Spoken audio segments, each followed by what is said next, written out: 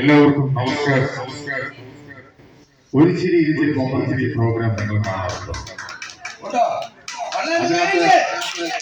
അതിനകത്ത് സതീഷ് പ്ലാത്താങ്കര എന്നൊരു കഥാപാത്രം ഞാൻ പണ്ട് ചെയ്തിരുന്നു. അന്ന് ഞാൻ മിന്നികളായിരുന്നു ചെയ്തിരുന്നത്. അപ്പൊ ഞങ്ങൾക്ക് നല്ല നല്ല ഹിറ്റായിരുന്നു. അതേപോലെ ഡാഡി കൂൾ മൈസർ എന്ന് പറഞ്ഞ ക്രിക്കറ്റിന്റെ സ്കിറ്റ് നിങ്ങൾ കണ്ടിട്ടുണ്ടോ? ഒരു ചിരി ഇരുചിരി മൊബൈൽ ചിരി കണ്ടിട്ടുണ്ടോ? ഡാഡി കൂൾ മൈസർ, ബ്രിട്ടീഷ് പഴശ്ശിരാജ, അതുപോലെ തന്നെ അധോനവ രാജാവിന്റെ ആദ്യ രാത്രി എന്ന കുറെ സ്കിറ്റുകൾ ഞങ്ങൾക്ക് ചെയ്യാൻ സാധിച്ചു. അതുകൊണ്ട് സജി മടവൂരായിരുന്നു എന്റെ പേര്. അതുപോലെ തന്നെ നമ്മുടെ വെന്നി തിരുവല്ല നല്ലൊരു ആർട്ടിസ്റ്റാണ്.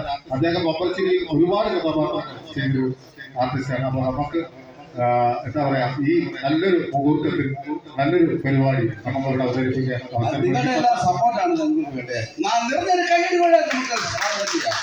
വോയിസ് ഓഫ് കേരളയ്ക്ക് ഒരുപാട് നന്ദി കടപ്പാട് അറിയിക്കുകയാണ്. ഇങ്ങനൊരു വേദി ഞങ്ങൾക്ക് തന്നതിന് അതിന്റെ അഡ്മിന്മാർക്കും അതിന്റെ ഓരോ പ്രവർത്തകർക്കും ഞങ്ങളുടെ ആത്മാർത്ഥ അഭിയോട് ഞങ്ങൾ നൽകിയ പ്രോഗ്രാമിൽ കണക്കുക.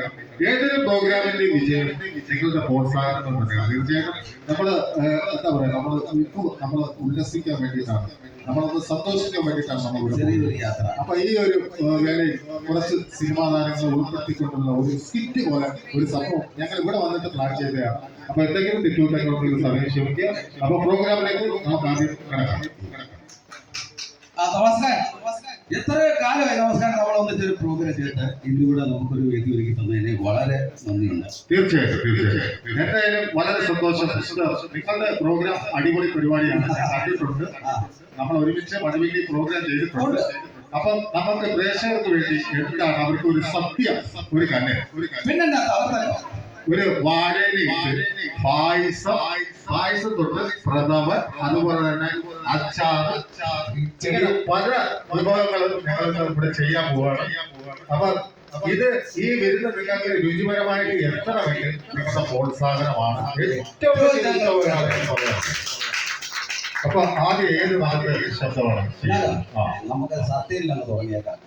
സത്യം പറഞ്ഞാൽ സത്യം ചെയ്യും. പിന്നെ തീർച്ചയായിട്ടും നമ്മൾ ചെയ്തില്ലേ? ഏട്ടാ ഞാൻ സത്യം പറയാം.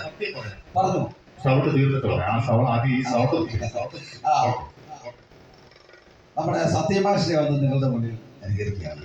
നിങ്ങളുടെ എല്ലാവരുടെയും സപ്പോർട്ടോടുകൂടി കൈകളോടുകൂടി ഞാൻ ആദ്യമായി മലയാള സിനിമയുടെ അഭിനയ ചക്രവർത്തി ശ്രീ സത്യൻ. അമ്മേ, ഞാൻ നാളെ അമേരിക്കക്ക് പോവാ. പോയിട്ട് വരുമ്പം അമ്മയ്ക്ക് എന്താണ് വേണ്ടത്? ഒരു രാജ്യത്തെ രാജാവാണെന്ന് ഒരു കുട്ടി എന്നോട് ചോദിക്കുക. അപ്പോൾ ഞാൻ പറഞ്ഞു, രാജാവൊന്നും അല്ലെങ്കിൽ പോലും ഞാനൊരു ചെറിയ ചൂണ്ടക്കാരനാണ് നമ്മോട് പറഞ്ഞു. പോട്ടെ അമ്മേ. അല്ല, എൻ്റെ ചൂണ്ടയും വിലയും അമേരിക്കക്ക് തന്നെ കാണും അമ്മേ. പോട്ടെ അമ്മേ. ഞാൻ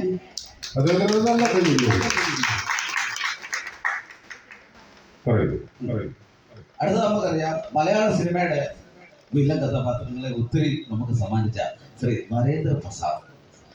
16 കൊല്ലം മുമ്പ് നെറ്റി വിളർന്ന് ചോര വീണ പുഴക്കരയിലെ മുഴുവൻ കയ്യിലെടുത്ത് ഈ അപ്പനൊരു പ്രതിജ്ഞ എടുത്തിരുത്തോളൂ. കണിമംഗലം ഗോകുലത്തിലെ നാശം സമ്പൂർണ്ണമാകട്ടെ എന്നിട്ട് ആലോചിക്കുക. അപ്പൻ ഇനി വാക്ക് മാറ്റുന്ന കാര്യം ഇനി അപ്പനൊന്നും പറയാനുമില്ല, കേൾക്കാനും. ആയുസിന് വേണ്ടി ഉറക്കെ പ്രാർത്ഥിച്ചു കൊടുക്കുക. ആയുഷ്മാൻ ഭവ.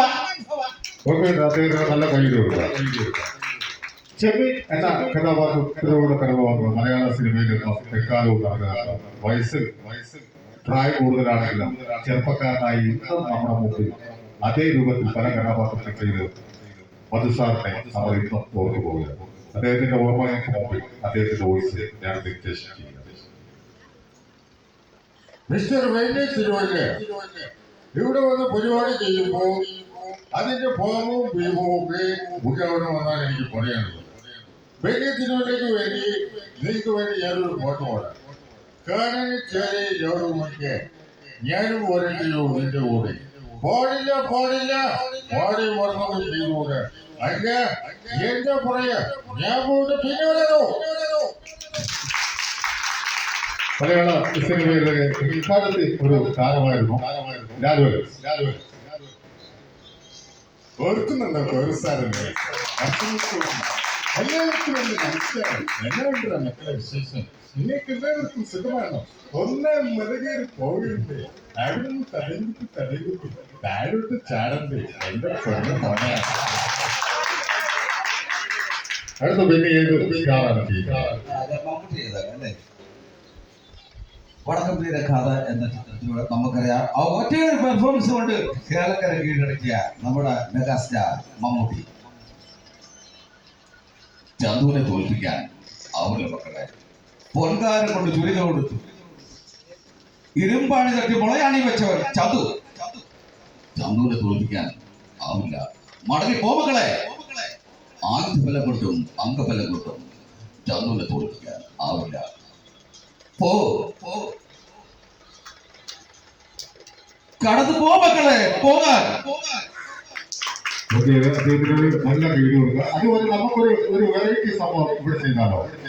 പണ്ടത്തെ ഒരു സിനിമയുണ്ട്, പട്ടണ പ്രവേശനം എന്ന് പറയുന്ന സിനിമയിൽ. അതുപോലെ തിലകച്ചേട്ടൻ വരികയാണ്. അപ്പൊ തിലകച്ചേട്ടൻ വരുന്ന സമയത്ത് അദ്ദേഹത്തിന്റെ വീട്ടിൽ താമസിക്കുന്നത് രാത്രി കള്ളനാണ്, പുതപ്പൊക്കെ മൂടിയിട്ടാണ് അദ്ദേഹം വരുന്നത്. അപ്പൊ ആ ഒരു സീൻ നമുക്ക് ഇവിടെ ഒന്ന് അവതരിപ്പിക്കുകയാണ്. അപ്പൊ പുള്ളി പിന്നെ പുള്ളി പ്രഭാകരനായിട്ട് ഇരിക്കുകയാണ്. ഞാൻ തിലകൻ. ഓക്കെ.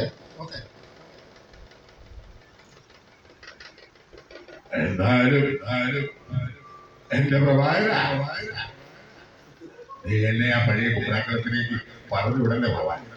ഈ വീട്ടിൽ കിടക്കാൻ സമ്മതിക്കത്തില്ല. എന്നാലും എന്റെ പ്രഭാകര, നീ എന്നെ ആ പഴയ കുപ്രാക്കളത്തിലേക്ക് പറഞ്ഞു വിടല്ലേ പോവാൻ. നീ ഒരു കാര്യം ചെയ്യും, ഒരു കള്ള പാസ്പോർട്ട് വല്ല ദുബൈയിലോ വല്ല ഇസ്രയേലോ വല്ല കുവൈറ്റിലോ വല്ല ഷാർജയിലോ എവിടെയെങ്കിലും പോയി വല്ല കള്ളപ്പണി എടുത്തെങ്കിലും ഞാൻ ജീവിക്കേണ്ട പ്രഭാകര.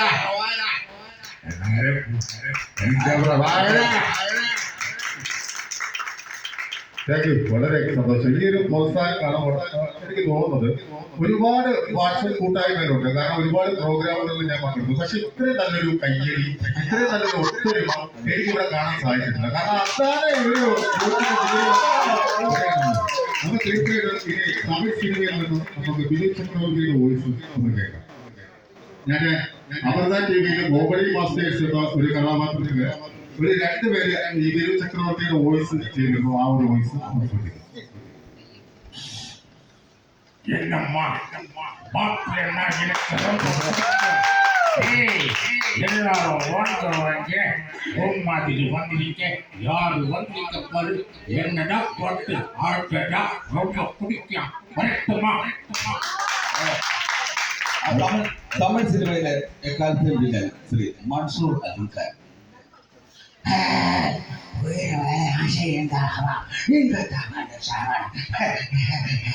சந்தன வார்த்தை எல்லாம் கடுத்து கீழே கொண்டு வராங்க. சந்தன வார்த்தை எல்லாம் கொடுத்து காசு வேணாம், காசு வாங்கலாப்பா. சித்தப்பா சித்தம்மா எல்லாமே சத்துட்டேன். வீடு காட்டி கொடுக்கல, அப்பவே எல்லாமே சத்து வச்சேன். അദ്ദേഹം അങ്ങനെയാണ്. കാരണം മറ്റുള്ളവരെ കുറിച്ച് പറയുന്നത് അദ്ദേഹം ഒരു തലയിൽ മുടി എനിക്ക് തോന്നുന്നു വിൽക്കാനുള്ള പടത്തിൽ വിൽക്കാണ്. ഈ ഒരു അഭിനയമാണ് അദ്ദേഹം കാഴ്ചവെക്കുന്നത്.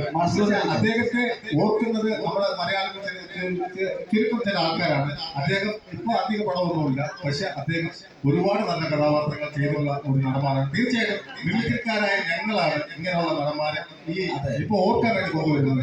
അതിൽ ഓർക്കാൻ വേണ്ടി നമ്മുടെ നിത്യ കരുതലായ പ്രേംനസീർ സാറിന്റെ ശബ്ദം ഞാൻ അംഗീകരിക്കാൻ ശ്രമിക്കുകയാണ്. അദ്ദേഹത്തിന്റെ വീട്ടിൽ പോകാനും അദ്ദേഹത്തിന്റെ സഹോദരിയോടൊപ്പം സംസാരിക്കാനും അതുപോലെ അദ്ദേഹത്തിന്റെ ഉറക്കുന്ന കബർസ്ഥാനത്തിനോട് നിൽക്കാനും അദ്ദേഹത്തിന് ഓർക്കാനും ഇപ്പൊ തന്നെ എനിക്ക് പറയാം. അദ്ദേഹത്തിന്റെ നാട്ടില് നമ്മുടെ നിത്യ കരുതലായ പ്രേംനസീറിനെ കുറിച്ച് പറഞ്ഞാൽ ഇന്ന് ഒരുപാട് വാക്ക് പറയാനുണ്ട്. അദ്ദേഹത്തിന്റെ സൗണ്ട് ഞാൻ സത്യം പറഞ്ഞു കഴിഞ്ഞാൽ അദ്ദേഹത്തിന് അത്ര ഓർത്തു പോകും. ഈ ഒരു നിമിഷം പ്രേംനസീർ സാറിന്റെ ശബ്ദത്തിലേക്ക് ഒന്ന് സെലക്ട് ചെയ്യാം. വേദിയിലിരിക്കുന്ന എന്റെ കൊച്ചമ്മ, വേദിയിലിരിക്കുന്ന എന്റെ വല്യമ്മ, വേദിയിലിരിക്കുന്ന എന്റെ മുത്തച്ഛൻ, എല്ലാവർക്കും എന്റെ നമസ്കാരം. ഇവിടെ എത്തിച്ചേരുവാനും നിങ്ങളെ ഒക്കെ കാണുവാനും സാധിച്ചത് അതിയായ സന്തോഷം. പ്രത്യേകിച്ച് നിങ്ങളെല്ലാവരും വരുമ്പോൾ ചിറയിലുണ്ട് അവിടെ വന്ന് നമ്മളെയൊക്കെ കാണണമെന്നാണ് എനിക്ക് പറയാൻ. അമ്പലത്തിനും കേക്കടി നീ ആളെ കൊണ്ടാടൂ അവന്ന് ചിരിക്കൂ അങ്ങനെ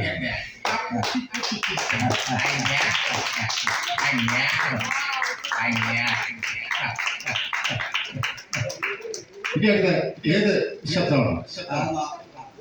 വരുമ്പോ പിന്നെ നമുക്ക് ജോസ് പ്രകാശും നമ്മുടെ ജയൻ സാറും നമ്മളല്ല കൊല്ലത്തിന്റെ ജയൻ സാർ ഒരു നല്ല കൈയ്യാണ്. അതെ അതെ ജയൻ സാറിന്റെ ഒരു നല്ല കൈയ്യാണ്. ജയൻ സാറിന്റെ ഓർമ്മ ഇന്നും കൊല്ലത്താണ്.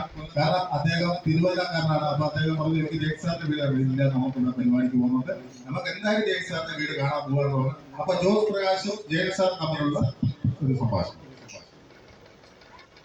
ആയിരം വിശ്വാസാതെ ഞങ്ങളെ ഞാൻ കാത്തിരിക്കുകയായിരുന്നു. ഇന്ന് കൃത്യം 4 മണിക്ക് വരുന്ന വീട്ടിൽ ഒരു കപ്പൽ വരും. ആ കപ്പലിൽ നിറച്ചും ശ്രീധര മുതലാളിയുടെ വയർ നെക്ലസുകളും വയറിലുമായിരിക്കും. മിസ്റ്റർ ജോസ് പ്രകാശ്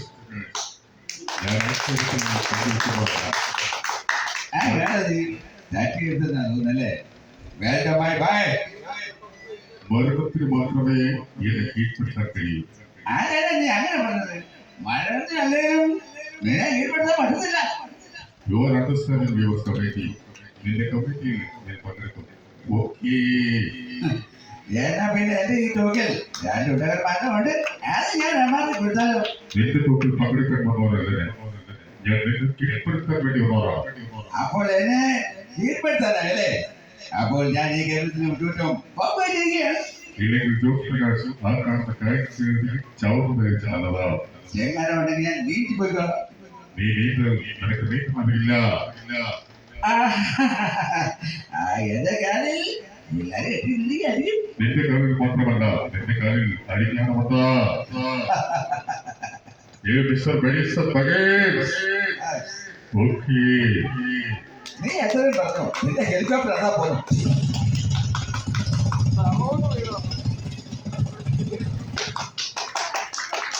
അപ്പൊ നമുക്ക് ഇനി